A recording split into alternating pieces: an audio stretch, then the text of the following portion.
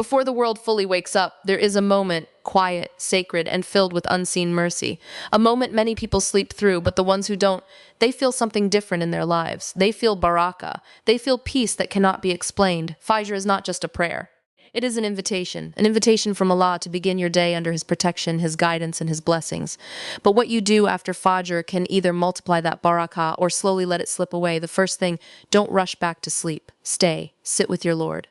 The world can wait, but this moment cannot. When you choose to remain awake after Fajr, you are choosing Allah over your comfort, and Allah never ignores that choice. Even if you feel tired, even if your eyes are heavy, there is a hidden sweetness in that struggle. It is the sweetness of sincerity. Sit in silence or simply whisper His name. You don't need perfect words. You just need a hadr heart. The second thing, engage in Dhikr. Your tongue was created to remember Him. Say Subhanallah, Alhamdulillah, Allahu Akbar. Let these words wash over your heart. You will notice something powerful. The more you remember Allah, the less the world weighs on you. Problems that felt heavy begin to feel lighter. Anxiety begins to loosen its grip. Because when your heart is connected to the one who controls everything, nothing else feels out of control. The third thing, recite Qur'an, even if it's just a few verses. This is not about quantity. It is about connection. The Qur'an in the early morning hits differently. It enters a heart that is not yet distracted, not yet overwhelmed. Let those words settle inside you. Let them shape your thoughts before the world tries to shape them for you. This is how you protect your heart before the day even begins. The fourth thing, make sincere dua. This is your moment. A private conversation with the one who hears what you don't even say out loud. Ask Him for everything, not just the big things. Ask Him for peace, for clarity, for strength to get through the day. Ask Him to put barakah in your time, your work, your relationships. Because barakah is not about having more. It is about feeling that what you have is enough and blessed. And finally, start your day with intention. Don't just move with purpose. When you leave your prayer mat, carry that nur with you. Make the intention that everything you do today is for the sake of Allah. Your work becomes worship. Your patience becomes reward. Your struggles become curb. You see, barakah is not something you chase. It is something that settles into a life that begins with Allah.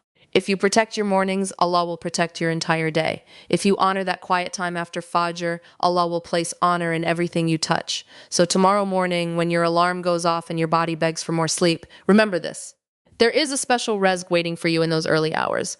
Not just rizq money, but rizq of peace, clarity, and closeness to Allah. And that is worth waking up for. The first thing, stay awake after Fajr, is where everything begins. And if we're honest, it's also where most people struggle the most. The prayer ends, the body feels heavy, the bed is still warm, and the temptation to lie back down whispers softly. It feels harmless. It feels deserved. But what we don't realize is that in that exact moment, we are standing at a doorway to barakah. When you choose to stay awake after Fajr, you are choosing discipline over desire. You are choosing your soul over your body. And that choice, no matter how small it seems, carries immense weight with Allah. Because ibadat are not just about what is easy, they are about what is sincere. And sincerity often shows itself when you go against what your nafs wants. These early hours are not ordinary. They are described as blessed for a reason. There is a calmness in the air, a stillness in the world, and a clarity in the heart that you will not find at any other time of the day. It is as if Allah has set aside this time specifically for those who are willing to rise, to remember Him, and to be present with Him while the rest of the world sleeps. Going back to sleep right after Fajr may give your body a little more rest, but staying awake gives your soul life. And the difference between a day that feels heavy and a day that feels full of barakah often starts right here. It's not about how many hours you slept. It's about how you began your morning. When you sit after Fajr, even if you feel tired, something begins to shift inside you. Your heart starts to settle. Your thoughts become clearer.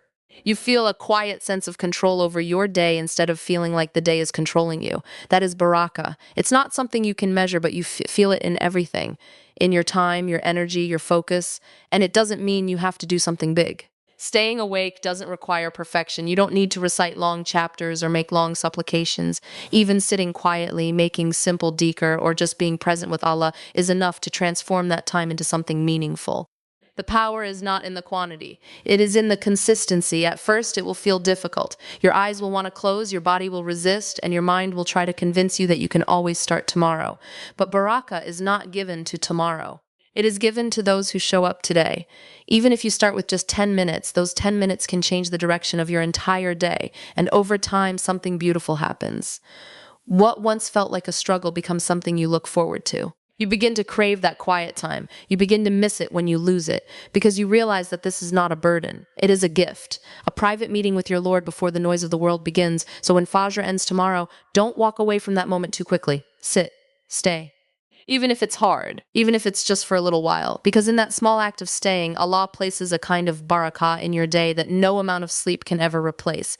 The second thing, engage in dhikr. The remembrance of Allah is not just an action of the tongue.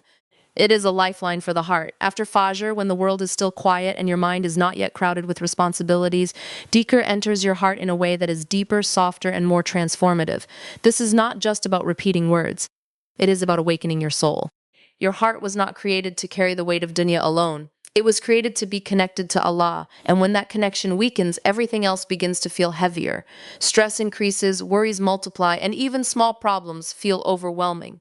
But dhikr has the power to reverse that. It realigns your heart with its true purpose. When you say Subhanallah, you are reminding yourself that Allah is perfect, far above any nuqs, any flaw, any injustice. So whatever confusion or difficulty you're facing, you begin to trust that there is wisdom behind it. When you say Alhamdulillah, you are training your heart to recognize blessings, even the ones you usually overlook.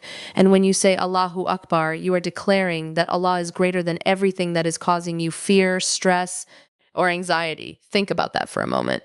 The same problems are still there, but your perspective begins to change, and that is where peace comes from, not from a life without problems, but from a heart that knows who is in control. After Fajr, Dhikr becomes even more powerful because your heart is clean from the distractions of the day. It is like planting seeds in fertile soil. The kalimat you repeat are not empty. They begin to settle inside you, shaping your thoughts, your reactions, and even your emotions throughout the day. But here is something important. Dhikr is not about rushing through tasbih like a checklist. It is about hazur, being present. Even if you say each phrase slowly, with awareness, it is better than saying hundreds of kalimat while your mind is elsewhere. Let each word sink in, feel it. Reflect on it, let it transform you from the inside out. And the beauty of dhikr is its simplicity. You don't need a special place. You don't need a specific time limit. You don't need to be perfect. You just need a sincere heart and a willing tongue. Even if your voice is low, even if your words are few, Allah hears you. And more importantly, He responds to that remembrance by remembering you. Imagine that you remembering Allah in the quiet of your morning and Allah mentioning you among His creation. What honor is greater than that? Over time, dhikr begins to protect you. It becomes a shield against negativity, against harmful thoughts, against the whispers that try to pull you away from peace. You start to notice that things that used to disturb you no longer have the same effect.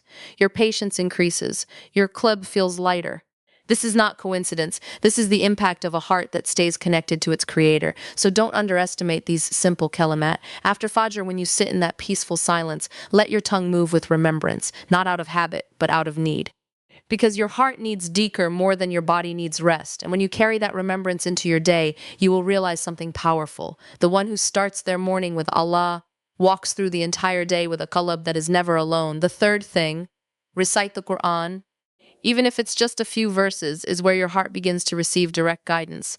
After Fajr, your mind is still uncluttered, your qalb is still soft, and your soul is more open than at any other time of the day. This is why the Qur'an in the early morning feels different. It doesn't just pass through your eyes or your tongue, it settles deep inside you. We often treat the Qur'an as something we'll get to later, when we have more time, when we feel more focused, when life is less busy. But the truth is, life never slows down for you to make space for the Qur'an. You have to choose it.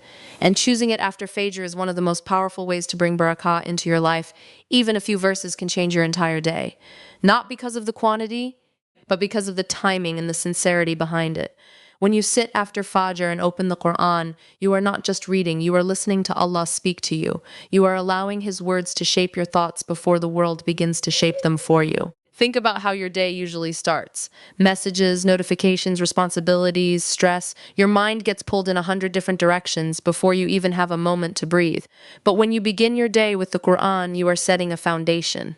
You are grounding yourself in truth before being exposed to distraction. The Qur'an has a unique power. It doesn't just inform you, it transforms you. Sometimes you read a verse and feel like it was revealed just for you, just for what you're going through.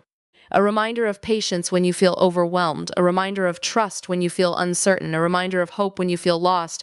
And that is not coincidence. That is the kalam of the one who knows your qalb better than you do. After Fajr, when you recite, take your time. Don't rush. Even if you read slowly, even if you struggle with pronunciation, even if you understand only part of it, what matters is your connection. Let each verse settle. Pause when something touches your heart. Reflect on it. Ask yourself, what is Allah teaching me here? This is how the Quran becomes more than just recitation. It becomes guidance. And if you don't understand Arabic, don't let that stop you. Read the translation. Reflect on the meaning. The goal is not to impress anyone with how much you read. The goal is to allow the Quran to enter your life, to influence your decisions, your mindset, and your behavior. Over time, something begins to change. You start to notice that your reactions are different. You become more patient, more mindful, more aware of Allah in your daily life. This is the barakah of starting your day with the Quran. It stays with you even when you close the book. There is also a protection in this habit. When you fill your heart with the words of Allah early in the morning, it becomes harder for negativity, doubt, and harmful thoughts to take root. It's like you've placed a shield around your heart before stepping into the world. And the beauty is, you don't need an hour. You don't need perfection. You just need consistency. Even 5 or 10 minutes every morning can create a powerful shift in your life. So after Fajr, don't leave your heart empty. Feed it with the Quran. Let it absorb those words while it is still soft, still receptive, still hadr. Because when your day begins with the kalam of Allah, you walk into the world carrying a light that no darkness can easily overcome. The fourth thing, make sincere dua, is where your heart speaks without filters, without fear, and without limits. After Fajr, when the world is still quiet and your soul is calm, this becomes one of the most powerful moments to turn to Allah and ask, not just with your tongue, but with everything inside you. Dua is not just a ritual, it is a relationship. It is a conversation between you and the one who already knows what you're going through, but still loves to hear you ask. There is something deeply human about needing to express your zaf, your hopes, your fears, and Allah, in His mercy, has given you a direct line to Him. No barriers, no posredniki, no conditions other than sincerity. After fire, your heart is in its purest state. You've just prayed. You've stood before Allah. You've bowed and prostrated. Your soul has already turned toward Him. So now, when you raise your hands in dua, your words carry a different weight. They come from a place of closeness. Don't hold back in that moment. Ask Allah for everything. Ask Him for what's heavy on your heart, even if it feels small or insignificant. Because to you, it matters, and to Allah, nothing that matters to you is insignificant. Ask Him for ease in your struggles, for healing in your pain, for guidance in your confusion. And don't just ask for outcomes. Ask for qualities. Ask for patience when things don't go your way. Ask for strength when you feel weak. Ask for sincerity in your intentions. Ask for a heart that remains connected to Him no matter what you face. This is where barakah begins to grow, not just in what you receive, but in who you become. Sometimes we think dua is only for desperate moments, when something goes wrong, when we feel lost, when we have no other option. But the most powerful dua is not just made in crisis. It is made consistently, even when things are going well, because you recognize that everything you have is from Allah, and everything you need is still in His hands. After Fajr, make it a habit to sit and talk to Him. Not in a rushed, distracted way, but with presence. Speak honestly. If you're tired, say it. If you're struggling, admit it. If you're grateful, express it. Allah does not need perfect words. He wants a sincere heart. And here's something we often forget. Dua is never wasted. Even when you don't see the answer immediately, something is happening.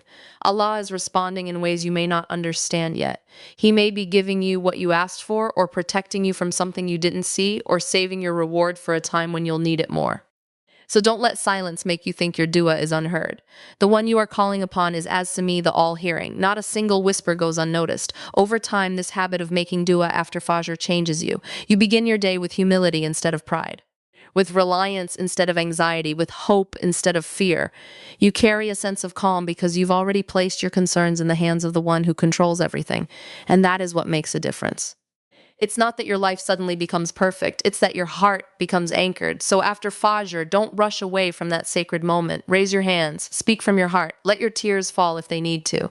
Because in that quiet conversation, Allah places a kind of barakah in your life that no effort alone can ever achieve. And when you walk into your day after that, you're not just carrying your plans. You're carrying Allah's help with you. The fifth thing, reflect and connect with Allah, is where everything you've done after Fajr begins to settle deeply into your heart. This is not about speaking a lot or doing more actions. This is about being still and being present.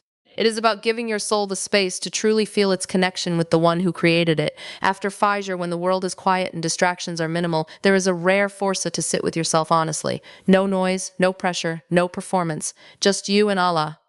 And in that stillness, something powerful happens. You begin to see clearly. You begin to understand yourself, your life, and your purpose in a way that gets lost in the chaos of the day. Reflection is not something complicated. It starts with simple awareness. Think about your life. Where are you going? What is pulling you away from Allah? What is bringing you closer to Him? What are the habits that are draining your heart? And what are the ones that are nourishing it? These are not questions to overwhelm you. They are questions to awaken you. So often, we move through life on autopilot. We wake up, we work, we scroll, we sleep, and repeat. But reflection breaks that cycle. It forces you to pause and ask, am I living the life I was created for? And when you ask that sincerely, your heart begins to respond. After Fajr, your heart is softer.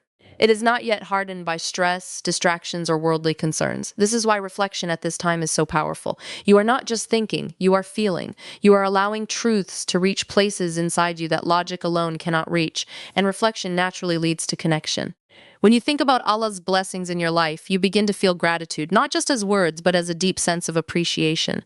When you think about your mistakes, you begin to feel humility, not as shame, but as a desire to return to Him. When you think about your mustaqbal, you begin to feel trust, not as uncertainty, but as reliance on His plan.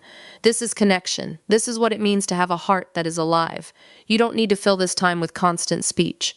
Sometimes the most powerful connection happens in silence, sitting quietly, knowing that Allah sees you, hears you, and understands what is in your chest, even when you cannot express it. That awareness alone can bring a level of peace that nothing else can. And when you build this habit of reflection, you start to notice changes in your daily life.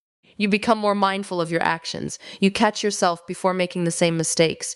You become more intentional in your choices. Because you are no longer living unconsciously, you are living with awareness of Allah. This is where true barakah begins to show. Not just in your time or your work, but in your heart. You feel more at peace, more grounded, less affected by the ups and downs of life. Because your connection is no longer dependent on the roof. It is rooted in something deeper. But this doesn't happen overnight. Reflection is a practice. At first, your mind may wander. You may feel restless. You may not know what to think about. That's okay. Stay anyway. Even a few minutes of sincere presence can begin to open your heart. Over time, you will start to crave this moment.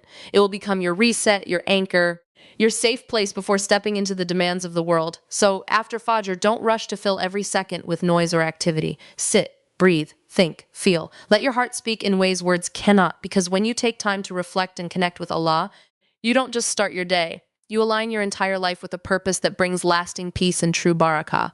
The sixth thing, start your day with pure intentions, is where everything you did after Fajr begins to flow into the rest of your life. Because what you do in those quiet moments is powerful. But what carries that power forward is your niyyah. Your intentions are not visible. No one sees them. No one measures them. No one praises you for them. But with Allah, they carry immense weight. A simple action done with the right intention can become an act of worship, and a big action done without sincerity can become empty. That is how powerful intention is. It transforms the ordinary into something sacred. After Fajr, when your heart is soft and connected, this is the perfect time to set your intention for the day. Before the noise begins, before responsibilities take over, pause and decide, why am I doing what I'm about to do today? You're going to work. You're going to study. You're going to take care of your family. You're going to interact with people, face challenges, make decisions. These are all normal parts of life. But when you attach your intention to Allah, they stop being just daily tasks and start becoming acts of ibadah. When you say, Ya Allah, I'm working today to provide in a halal way, your work becomes worship. When you say, I will be patient with people today for your sake, your patience becomes reward. When you say, I will avoid what displeases you, even when it's hard, your struggles become closeness to Allah.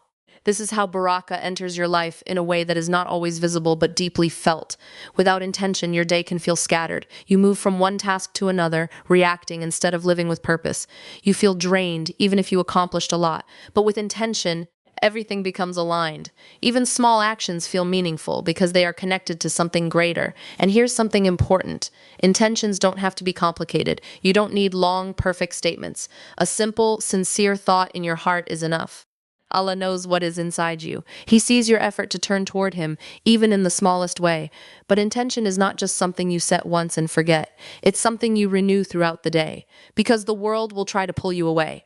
Distractions will come. Frustration will rise. You may forget. That's part of being human. So when you notice your intention slipping, gently bring it back. Remind yourself, I'm doing this for Allah. That one reminder can reset your heart instantly. It can turn a moment of stress into a moment of reward. Over time, Living with intention changes how you see your life. You stop dividing your time into religious and worldly. Everything becomes connected. Your entire day becomes a path toward Allah. And that is where true success lies, not just in what you achieve, but in who you become while achieving it. Starting your day with intention also gives you direction. It protects you from wasting your time on things that don't benefit you. When your purpose is clear, your choices become clearer. You begin to ask yourself, is this bringing me closer to Allah or further away? That awareness is powerful. It guides you even when no one else is watching. So after Fajr, before you step into your day, take a moment, even just a few seconds, set your intention, align your heart. Decide that today, no matter what happens, you will try to live for Allah, because when your intention is pure, Allah places barakah not just in your actions, but in your entire journey. And suddenly your day is no longer just a routine. It becomes a path of purpose, reward, and closeness to the one who sees every step you take.